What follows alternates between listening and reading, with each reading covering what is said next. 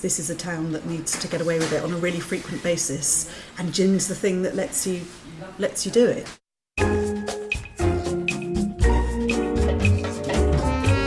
Welcome to the Lush Life podcast. I'm your drinking companion, Susan Schwartz, and I bring you the how-to guide for living life one cocktail at a time. Thanks to my mother's love of martinis, the first words I spoke were shaken, not stirred, and I've been obsessed by cocktails ever since. Together, we'll learn from bartenders, brand ambassadors, distillers, and others why certain drinks are popular in certain cultures, how to make the perfect old-fashioned, when to shake and when to stir, and so much more. Hear that sound? It's time to cozy up to the bar and let the fun begin.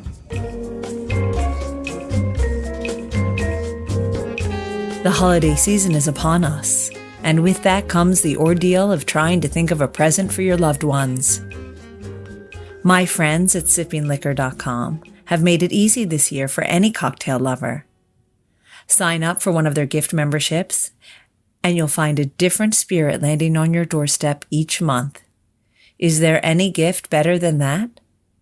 Not for those who live a lush life. Make sure you use the code LUSHLIFE at checkout for £10 off your order.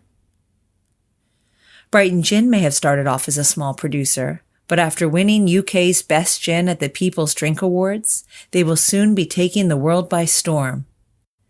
Today we head down south of London that is, to one of the most vibrant cities in the UK, Brighton, a city that needed its own gin, and our guest today, Caton, was just the woman for the job.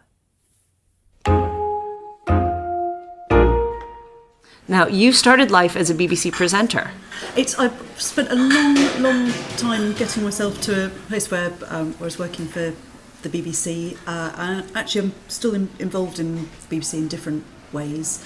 For example, the Archers have got a gin storyline at the moment on Radio 4, and I'm the script consultant for that, which is amazing because there aren't very many intersections between gin and radio, but that has been the one bit of crossover. Did you go to them?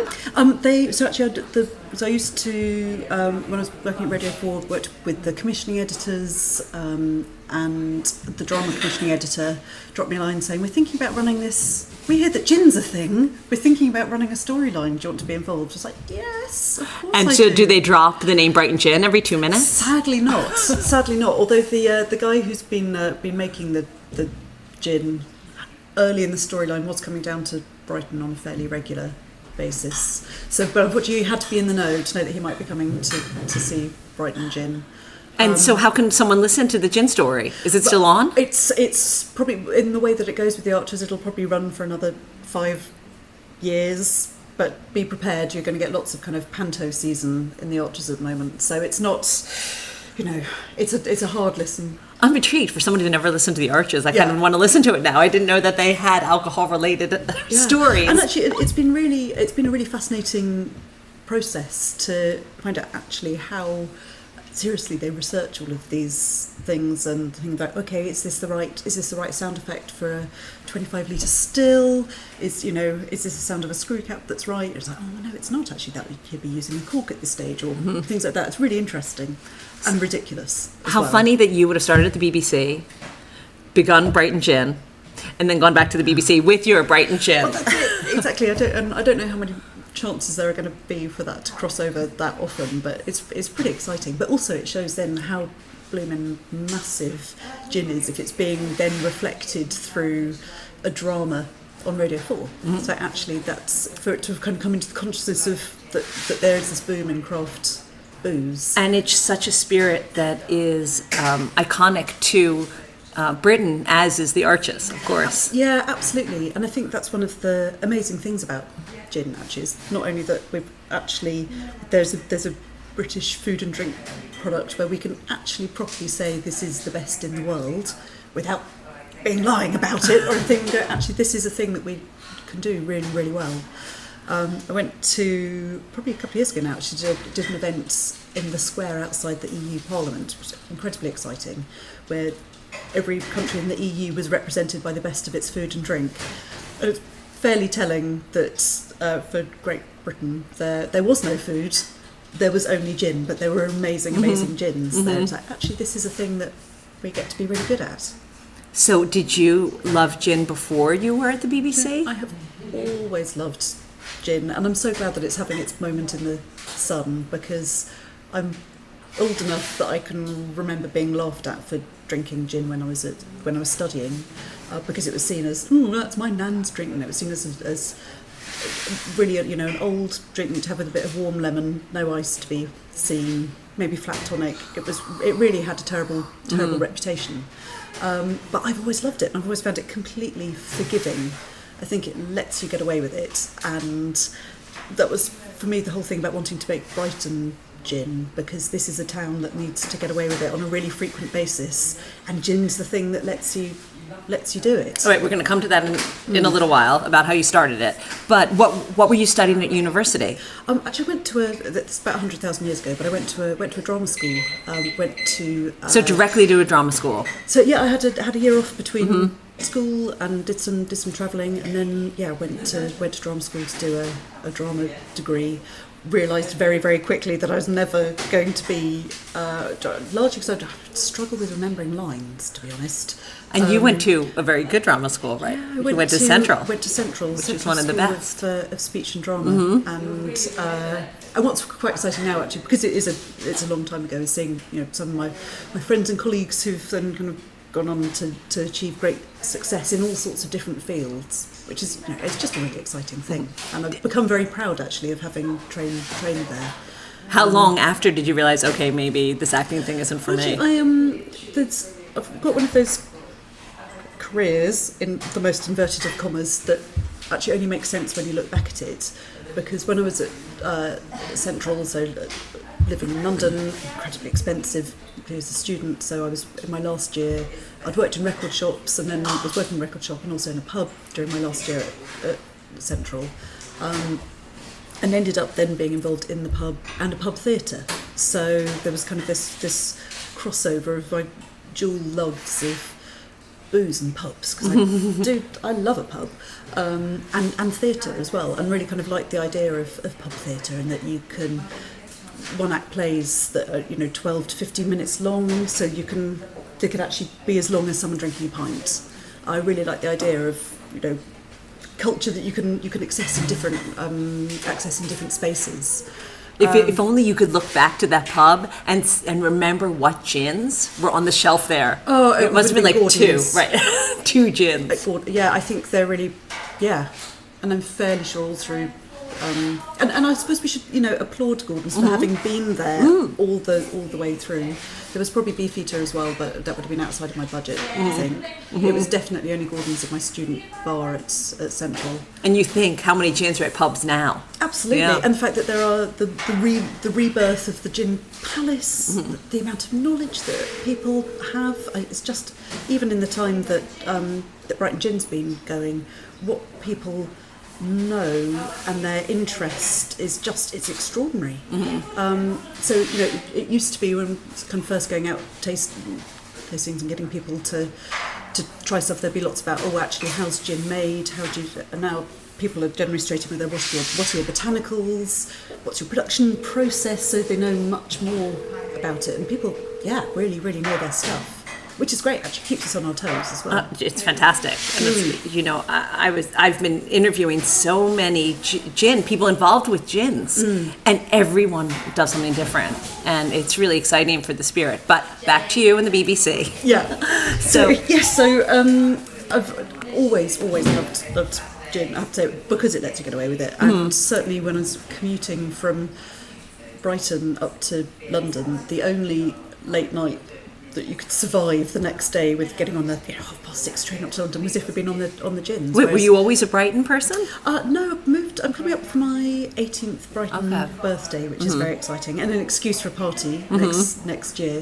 No, it took me a long time to waft my way here, and I've been kicking myself ever since that I didn't find it sooner. I think it's a fantastic place. Not without its problems, but I love that whatever you're into and whatever you're interested in, whether it's clean eating or going to see 8 different bands a night or any of those things, you can find it here. There are 1,000 different Brightons. I really, really love that. It's by the sea as well, so not that I get in it very often, but that's just a nice thing. To have a long horizon is a really good thing. So you were commuting from Brighton to the BBC every day. Every day, and actually that was one of the things that make the gin possible, is that I was a captive person on a train for generally 90 minutes each direction. I didn't get much done in the morning. I was asleep a lot of the time, but actually that was a really good kind of focused time to do thinking and researching and writing, and to kind of pull around this idea and think, is this doable? How have other people done it? How can I go from being a passionate enthusiast about something, which is not so that I'm raving dipsomaniac, but really had always. So you were gin. Still continuously drinking gin? Yeah. While you were not Sounds obviously terrible. separate while you were on the BBC. It was just, But yeah. When did it become, was it a train ride? I know you've said in other interviews that, you were jogging, but there had to be a moment when you said, okay, this is a passion of mine, so much so that I'd want to leave, what I'm doing at the BBC. And I suppose there are a couple of bits to it. One was that there really was that sort of genuine light bulb moment of being out from down the seafront and just thinking, God, I wouldn't be doing, if I'd been drinking anything else, I wouldn't be off my sofa, let alone, albeit not very fast, but going for a run. And a lot of people may think that, but they don't start a gin company. But that's, and there was also that thing of going, but I definitely want it to be called Brighton Gin. I'd already decided by the time I got back to my flat that if anyone else was trying to make something called, because there were always bubbles in ideas, and if anyone else is trying to make something called Brighton Gin, then I take my hat off to them, and they've put me to it. So the first thing actually was trying to find out if anyone was doing something specifically called Brighton Gin, and they weren't. So it was like, right, okay, now I'm going to find out how to do it. And how long did that process take? It took blooming ages. Not least because you only find out when things, not only find out, but you find out a lot when stuff goes wrong. I'm really glad that there's a lot of stuff that I didn't know at the beginning, regulatory stuff and all the things that actually might have just made the too difficult light come on. And were you doing this on the commute, back and forth? Doing this on the commute, chatting to people endlessly, including, in the background here is Ellie, who's one of my best mates and has tolerated this since it was an idea. And we were in the pub and I was going, I've had this idea and I want to make gin. I want it to be Brighton Gin. And I love that she's here and works here and is involved in it and has, seen. Because, Brighton's a place where a lot of ideas happen in pubs every night. It's a great place to get things started and to have those ideas, but the thing is about then also doing the slog to make stuff happen.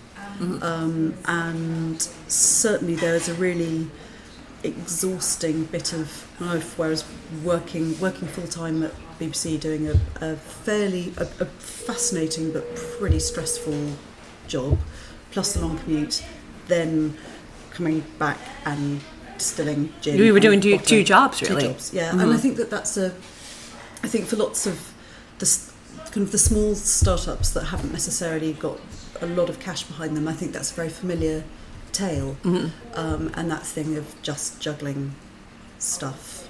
I have gone grey during the process. My eyes will never, ever go back in again. But I've got to accept that. This is now how I look. But I think that is quite a common experience that people have actually, and that's where you then have the tipping point of going, well, not only that's not sustainable forever, it's really, really not, but going, okay, this looks like it could be a goer. Is it time to take a leap? When do you think that point was?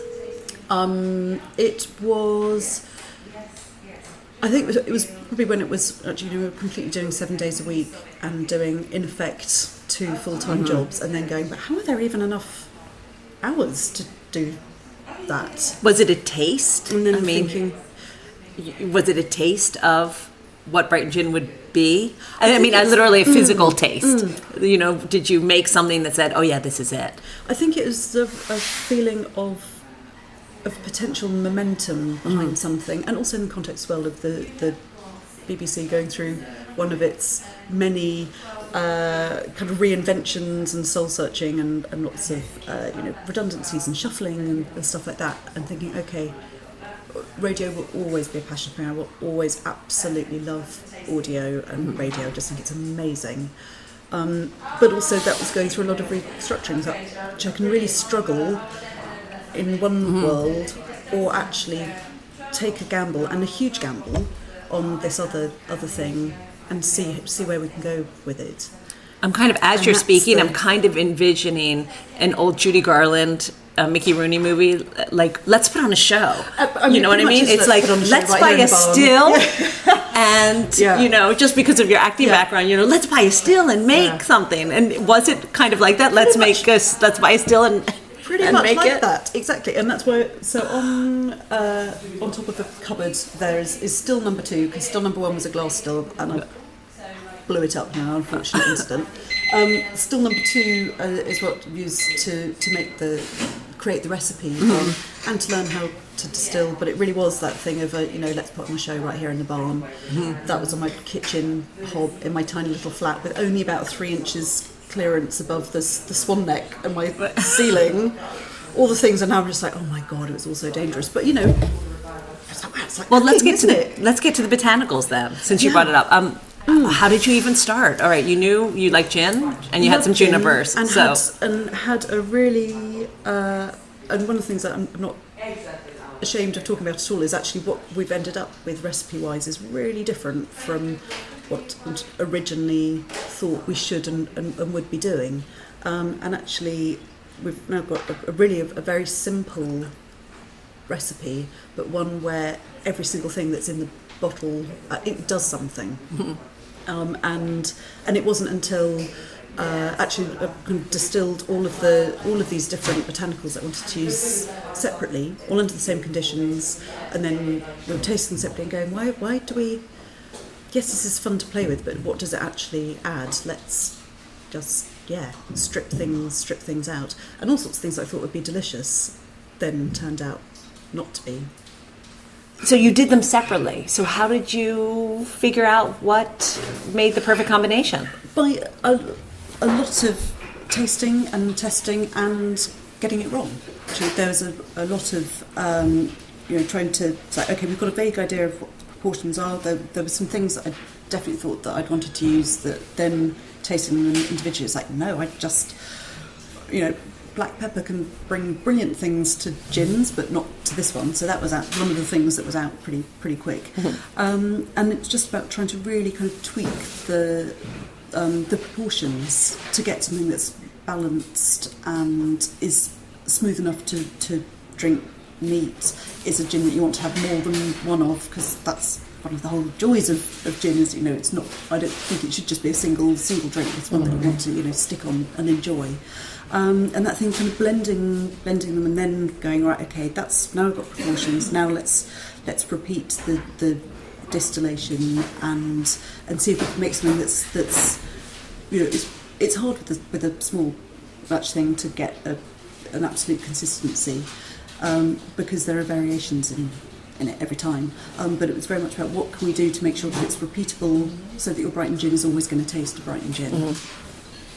And, obviously you did this perfectly well, because you have just won an award. We've had a blooming amazing year on that front. We're incredibly excited that we were voted the UK's best gin in the People's Drink Awards, which is just amazing for us, not least because we're based in Brighton on the south coast. Until very recently, you've not been able to get us all the way around the country. So for this panel of people from around the UK to say, yes, this is the best gin, has been fantastic. And just so everyone knows, this was a blind tasting. Blind tasting, yeah. And one of the great things about how the People's Drink Awards have been, one is that they're run by industry superstars, really, real professionals, but actually they're people from every walk of life, all areas of the country. So it's about actually what do people really, really like, which has just been amazing for us. Fantastic. Especially for neat gin, which a lot of people don't really drink gin neat. Absolutely, and I'd really encourage anyone to give it, to try gins neat, actually. And I think there's always that parallel between, say you were going to spend 40 quid on a bottle of whiskey, most people would at least nose it neat or try it with just a drop of water or an ice cube or whatever. And I'd really strongly, if you're going to spend that amount of money potentially on a handmade gin, do the same thing. And it's, I think, the easiest way to you can find out actually what is the quality of the alcohol of the liquid. Is it warming? Is it burning? It's really worth doing. Even if you then go, right, okay, now I'm going to turn it straight into gin and tonic. Every time you get a new bottle of a different gin, give it a spin. And I think it's going to be really interesting to see that. I can see when I go to pubs, actually more people are drinking gins neat, sipping gins. Don't know if it'll ever be as massive as the gin and tonic. The gin and tonic is the most perfect drink that was ever invented, so probably not. But it's a different way to try it, and also in a world where there's such variety. That, try these things separately. And of course, a gin and tonic with all because there's so many gins, tastes different with every gin that you try. Absolutely, with every gin, with every tonic, with your garnishes, even your ice, all of those things can really affect it. But I also think just playing around with stuff is a great thing as well. So, garnish wise, for example, we use fresh orange peel as one of our botanicals, and we recommend, if you're having a Brighton gin and tonic, that you have a slice of fresh orange with it.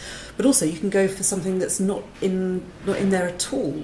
And I'd again encourage people to play around with their gin serve. So you can use something that's in one of the botanicals if you really like that and want to accentuate it. Or, I love our gin with lemon thyme. Just get a sprig of lemon thyme, give it a smack and shove it in the top of your glass. Same with mint on a hot summer's day, which we're quite a long way away from at the moment, but they will come again.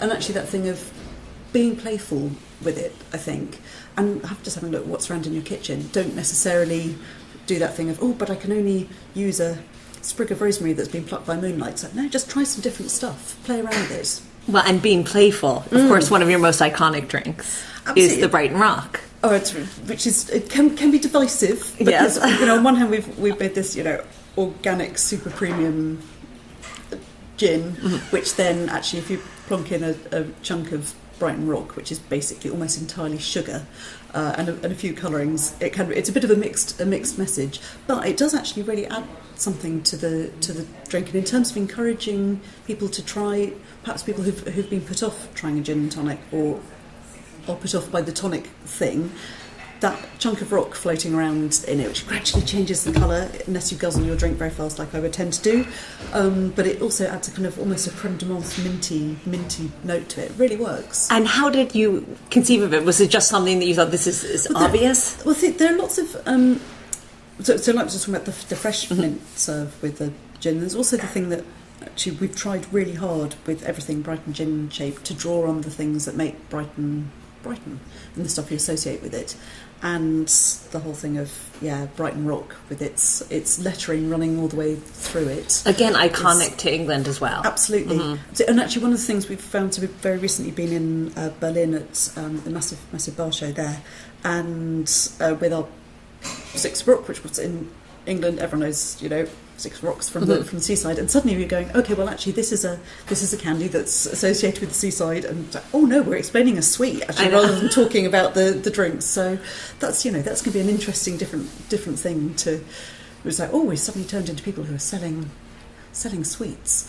It is a beautiful drink, and thank you. And I think the rock as well brings out the colour that you've chosen, of course, that is also iconic to Brighton, because the colour of your let me say that again, your wax that covers the stopper is a Brighton. Is Brighton blue? Yes, so and that is painted right on the. Absolutely, it's on the seafront railings. Right. It's the back of the beach huts. It's the taxis. You suddenly start seeing it everywhere, and it's a colour known as Brighton seafront blue. I see it completely as green, and some people see it really as blue, but it's somewhere in the middle. So it's the downs and the sea and all of those things combined, and as you can tell from the various things lying around, quite hard to replicate. So we have a bit of a spectrum with our colour. That's fine. Well, all this chat about your gin, I want to try this drink. Brilliant. So, How would you like to try it? Should we just go taste it? Let's do it. All right. If you can't get down to Brighton, then you can definitely think of Brighton every time you sip your Mulled gin. Thank goodness Kathy went running on the pier, or we would never have Brighton Gin. Although we talked about the Brighton Rock cocktail, which is technically a Brighton gin and tonic, but garnished with a chunk of candy rock instead of fruit, I thought I would choose one of their seasonal cocktails, their Mulled Gin, as our cocktail of the week. Plop all the following ingredients into a saucepan on the hob. 1 whole orange sliced, 350 ml of Brighton Gin, 700 ml of apple juice, 100 ml of red vermouth, 25 ml of cherry brandy, the juice of 2 limes, and 2 cinnamon sticks. Heat it all up, but don't let the mixture boil. Then you just pour the hot mixture into a glass, but not a thin one or it might crack, and pop in a cinnamon stick. There you have it. Remember, you can find all the recipes for my cocktails of the week on lushlifemanual.com, where you'll also find all the ingredients in our shop. Don't forget to head to sippingliquor.com to treat your loved ones to a new spirit monthly. Use the code LUSHLIFE at the checkout for £10 off your order. Next time on a Lush Life podcast, we sit down with someone who has guided me through the ins and outs of the spirit world. I met Tom Soden at a mocktail tasting competition 2 years ago, and I have thought of him as my spiritual guru ever since that night. Everyone in the industry knows him, and I was lucky enough to meet him by chance at a random event. But as we see in life, nothing is random. Until next time, bottoms up. Thanks for listening to the Lush Life podcast, the sister of A Lush Life Manual. For more information and links to everything you heard, plus a bit more, please visit alushlifemanual.com. Always remember the wise words of Oscar Wilde. All things in moderation, including moderation. And always drink responsibly. Okay, I said that last part. Theme music is by Steven Shapiro and used with permission. Lush Life is produced by Terra, and I'm your hostess, Susan Schwartz. I'll see you at the bar.